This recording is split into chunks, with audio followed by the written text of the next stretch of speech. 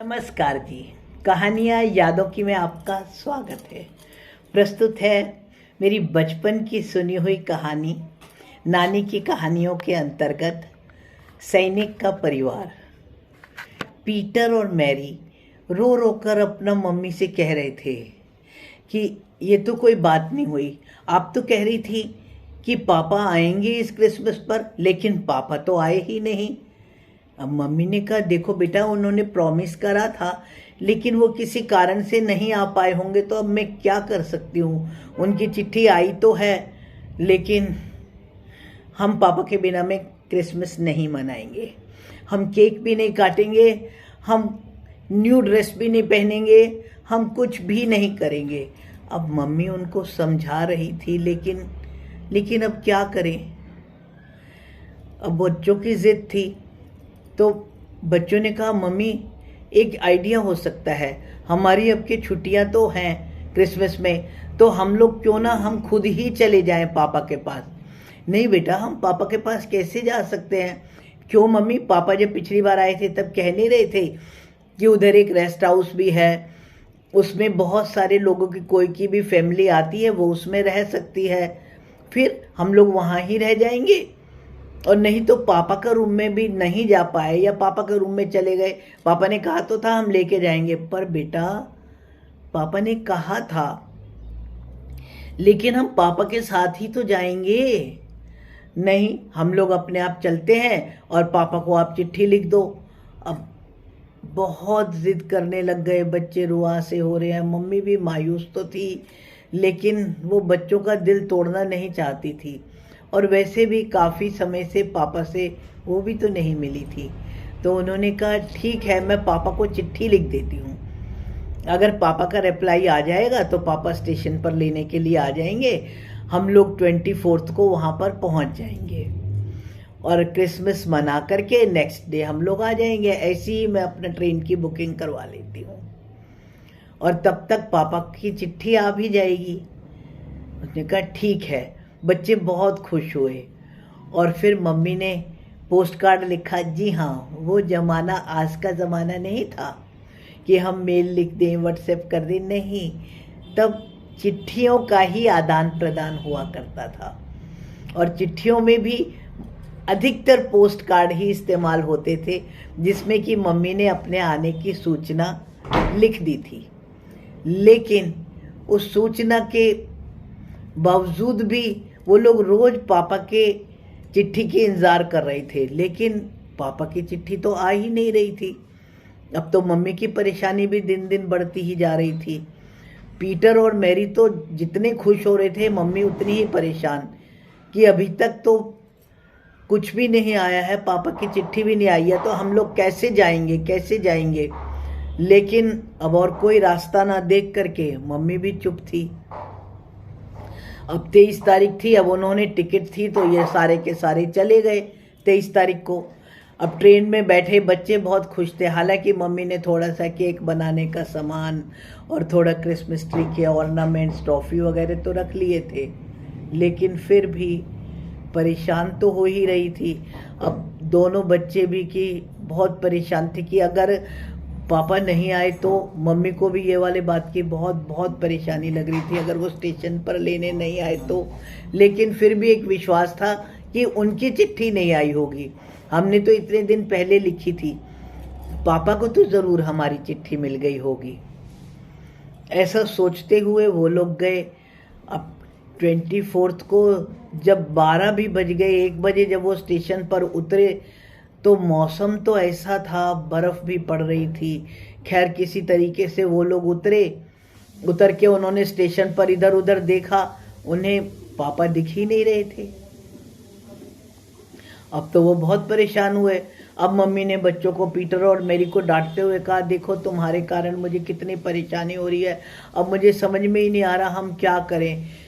अब हम अगर वापस जाएंगे क्रिसमस तक कैसे जाएंगे, कैसे टिकट मिलेगी, हमारी तो टिकट भी 2 दिन बाद का है।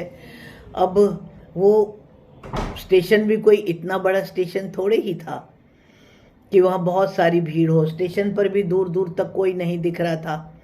खैर तभी उन्हें एक मिलिट्री की ड्रेस पहने हुए एक आदमी अपनी तरफ आता हुआ दिखा। उन्होंने उन्हें नमस्ते करते हुए बोला, आप जॉर्ज सर की फैमिली है ना? हाँ हाँ हाँ, वो मेरे बॉस हैं। अच्छा, वो मेरे सर हैं। और वो अभी, तो उन्होंने आपको लेने के लिए भेजा है? हाँ, आप बैठिए जीप में, मैं आपको बताता हूँ। अब मम्मी परेशान भी हो रही थी कि भाई पापा क्यों नहीं आए, पापा क्यों नहीं आए, पीटर और मैरी चिल्लाए। मम्मी ने जब पूछा, उन्होंने कहा ऐसा है, आपकी चिट्ठी जब आई थी ना, उससे पहले सर ऊपर वाली चौकी पर चले गए थे, तो उन्होंने आपकी चिट्ठी अभी तक देखी ही नहीं है।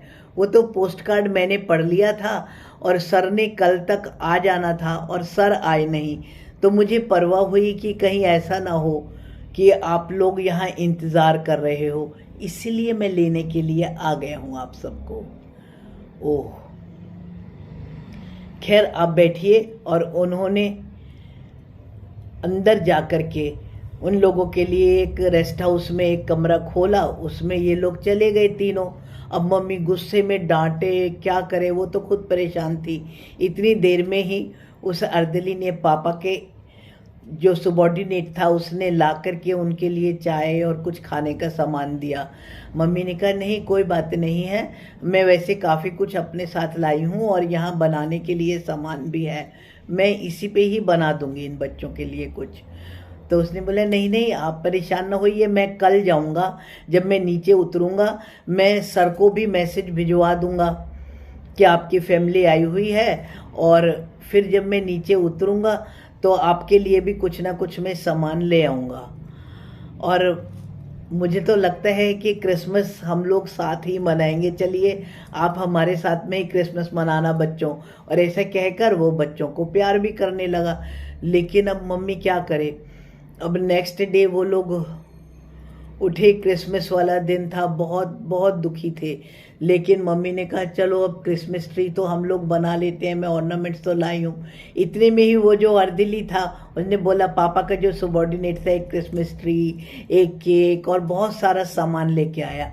उसने बोला ये मैं नीचे गया था तो मैं आप बच्चों के लिए ये बहुत सारा सामान लेके आया हूँ, हम लोग अपना मिल कर के क्रिसमस मनाएंगे। और मैं थोड़ी सी कैंडल्स भी लाया हूँ, हम कैंडल्स भी जलाएंगे। लेकिन बच्चे मायूस थे, पर मम्मी ने भी कहा देखो, तभी मैं कहती हूँ ना कि कहना मानना चाहिए। अब बच्चे भी परेशान थे, ऐसा थोड़े ही पता था कि ये सिचुएशन भी आ सकती है। उन्होंने बोला पापा को चिट्ठी मिली नहीं, अगर पापा को चिट्ठी मिलती तो वो जवाब देते ना, हमको बिना उनके जवाब के आना ही नहीं चाहिए था। पर खैर अब जो हो गया तो हो गया, आओ मैं ही केक बनाती हूँ और कुछ खाने को। उसने, पापा का जो सबॉर्डिनेट था, उसने बोला शाम को हम सब मिलकर के पार्टी करेंगे, आप भी आइएगा। उसने कहा ठीक है मैं आऊँगा। और फिर मम्मी ने बड़े बुझे से मन से एक केक भी बना लिया, बच्चों ने छोटा सा क्रिसमस ट्री भी बना लिया। अब वो जो नए कपड़े लेकर के आए थे वो वाले उन्होंने नए कपड़े भी पहन लिए। और पर वो दुखी बहुत थे। वो तो पापा के लिए भी एक बहुत खूबसूरत सी ड्रेस लाए थे कि पापा क्रिसमस पर ये पहन करके हम लोग डांस करेंगे और फिर गाने गाएंगे और फिर, पर ये सब सपने ही रह गए ना।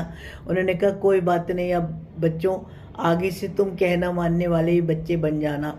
अब जो हो गया तो हो गया, हम परसों चले जाएंगे, हो सकता है पापा आ जाए, नहीं तो कोई बात नहीं, पापा को पता तो पड़ जाएगा कि हम आए थे। तुम बच्चों का जिद तो पूरी हो गई, हालांकि हम वहाँ रहते तो मामा के साथ चर्च भी जाते, मौज भी करते, पर चलो अब क्या कर सकते हैं। मम्मी भी परेशान थी, बच्चे भी परेशान थे। नेक्स्ट डे अब 25 था, उन्होंने बोला हम लोग वही आ जाएंगे जो पापा के जो सबॉर्डिनेट है, वो भी चले ही गए थे। उन्होंने कहा था हम फिर शाम को आएंगे तो हम लोग पार्टी मनाएंगे।